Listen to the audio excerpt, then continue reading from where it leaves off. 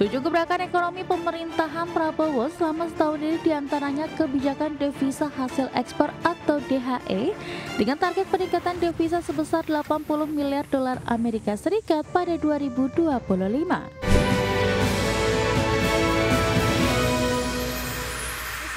Hari ini 20 Oktober 2025 tepat 1 tahun Presiden Prabowo Subianto menjalankan roda pemerintahan bersama Kabinet Merah Putih. Ya, sejumlah program prioritas yang dijalankan sesuai on the track, ada pula program pemerintah yang masih dikaji secara mendalam.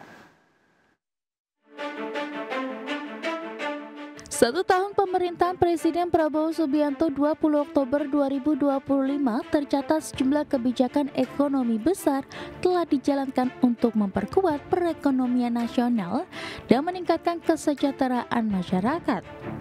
Badan Komunikasi Pemerintah atau BAKON RI mencatat sedikitnya 7 gebrakan strategis yang dilakukan pemerintahan Prabowo sepanjang tahun pertama kepemimpinannya.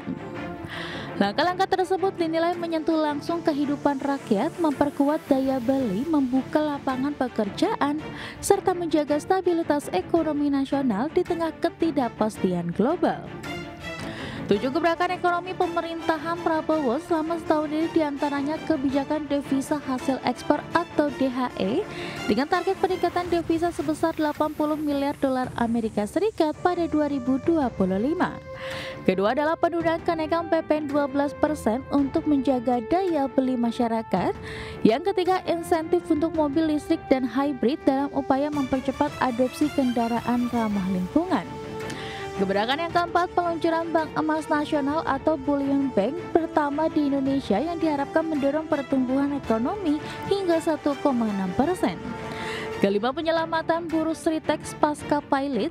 Dan yang keenam, insentif THR untuk driver ojek online untuk memperkuat perlindungan bagi pekerja lepas. Dan gebrakan yang ketujuh adalah efisiensi anggaran APBN, di mana hingga saat ini pemerintah berhasil menghemat sekitar 306,9 triliun rupiah. Langkah-langkah ekonomi tersebut menunjukkan arah kebijakan ekonomi pemerintahan Prabowo yang berorientasi pada kesejahteraan rakyat, stabilitas nasional, dan kemandirian ekonomi di tengah tekanan global. Dari Jakarta, Tim Liputan IDX Channel.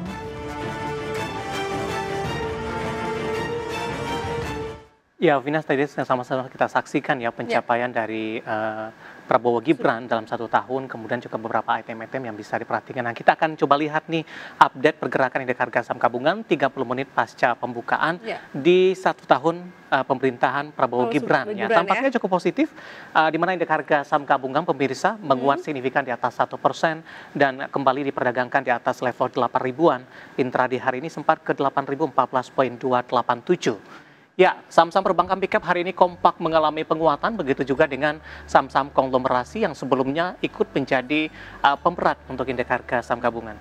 Saham BBCA mengalami penguatan di 4,33%, BBRI menguat 4%, BMRI menguat di 4,20%, BBNI juga menguat di 4,21%.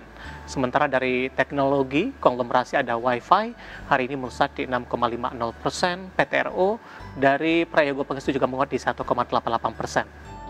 Sementara dari top losers pemirsa ada BRMS yang melemah di 6,34%, Antam juga melemah di 2,9%, PSAB melemah di 11,27%, CBRE melemah di 3,53%, dan emas melemah di 5,59%. Ada Arci juga aman, dan ini berkaitan dengan harga emas yang turun dalam di pekan lalu setelah mengalami kenaikan signifikan dan terdampak profit taking. Dan semoga informasi ini bisa menjadi referensi bagi pemirsa AJX Channel, terutama dalam menghadapi perdagangan di hari ini, Vina. Ya, benar sekali, David. Dan selanjutnya pemirsa, Emiten Kesehatan PT Industri Jamu dan Farmasi Sido Muncul Tbk menargetkan pertumbuhan pendapatan dan laba bersih sebesar 5% di sepanjang tahun 2025. Ya, target pertumbuhan tersebut merupakan hasil revisi perseroan dan target sebelumnya sebesar 10%. Di tengah tantangan lemahnya daya beli masyarakat, Emiten Kesehatan PT Industri Jamu dan Farmasi Sido Muncul Tbk atau Sido berambisi menargetkan pertumbuhan pendapatan dan laba bersih sepanjang tahun 2025. Direktur Sido Budianto menegaskan bahwa perseroan menargetkan pertumbuhan pendapatan dan laba bersih sebesar 5% sepanjang 2025.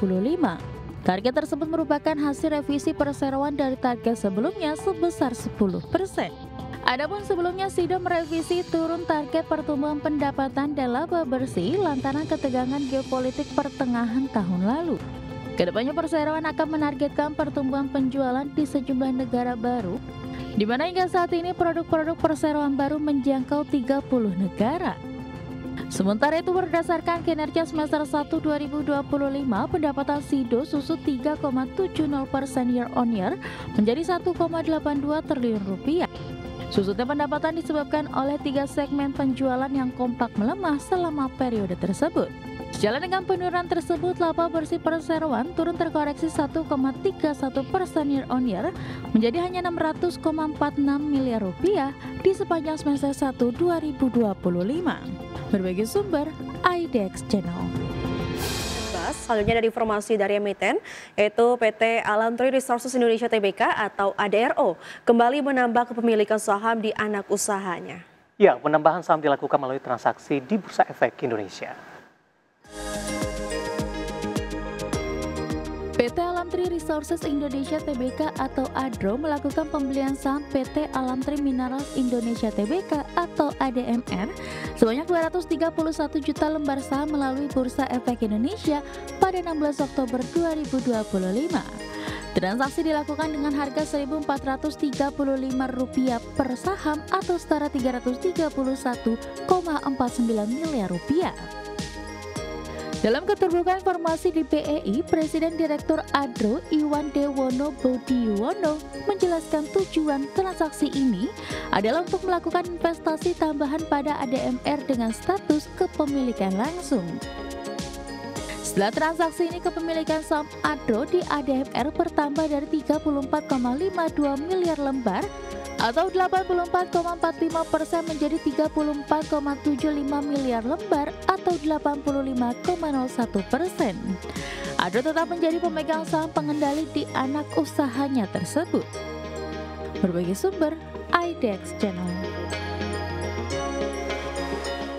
Kita beralih ke informasi emiten selanjutnya, pemirsa, di mana PT Waskita Beton Precast Tbk membukukan nilai kontrak baru sebesar Rp838,09 miliar hingga akhir September 2025. Manajemen menyatakan hingga akhir kuartal ketiga 2025, perusahaan juga tengah mengelola proyek dengan nilai kontrak dikelola sebesar Rp2,12 triliun, di mana sebesar 70,24% merupakan proyek eksternal. Ya, adapun perseroan berhasil membukukan pendapatan usaha sebesar Rp1,17 triliun hingga September 2025. Capaian ini didukung oleh peningkatan produktivitas di seluruh lini usaha serta efisiensi biaya yang berkelanjutan. Kontributor terbesar pendapatan usaha berasal dari segmen beton precast sebesar Rp528,66 miliar atau 45,26% dari pendapatan usaha. Disusul oleh beton ready mix dan quarry sebesar Rp358,99 miliar atau setara dengan 30,73% dan jasa konstruksi sebesar Rp280,51 miliar atau 24,01%. Dari sisi laba, perseroan membukukan laba kotor sebesar Rp201,49 miliar dengan gross profit margin sebesar 17,25%.